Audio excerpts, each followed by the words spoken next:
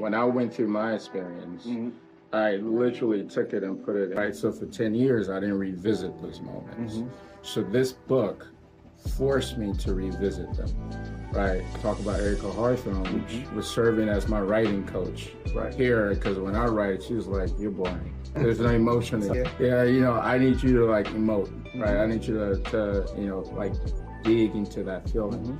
And part of that required me asking my mom, my sisters, and the most important element of it required me going back to Liberia, to the same places where, you know, I was a refugee. And all of those things just came back. Just being in that setting, like the stuff that I forgot over 10, 12 years, instantly came back. And it helped me learn who I am as a person. It helped me understand why I do things the way I do now.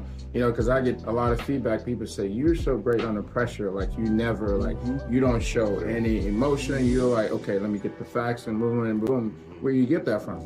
You know, it just happened. But what it made me realize, because at such an early age, I had to like just grow up and deal with situations that really carries throughout the rest of my life. And that just made me who I am today. So to your point, it just helped me really learn about who I am, the nuances of me as a person, why I do things the way I do, my positive outcome on situation, tragedy in life. Because to me, like, there's no thing that is too great that cannot be overcome, no challenge.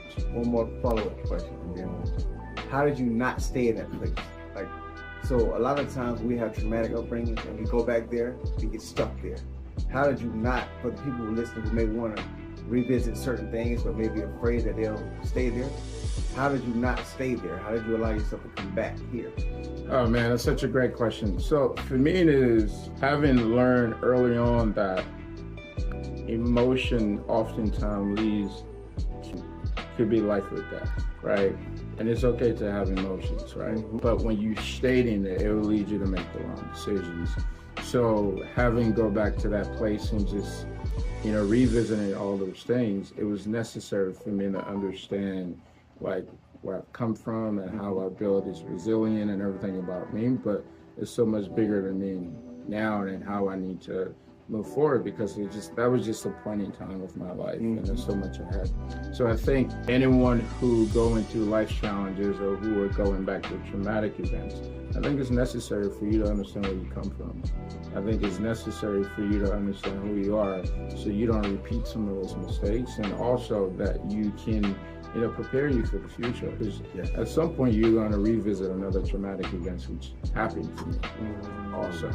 And those things helped build the foundation for me to learn how to deal with that new, whatever that was, which is when I lost my younger brother, when I lost, you know, my father figure, who was my older brother who raised me, right, back to back, right?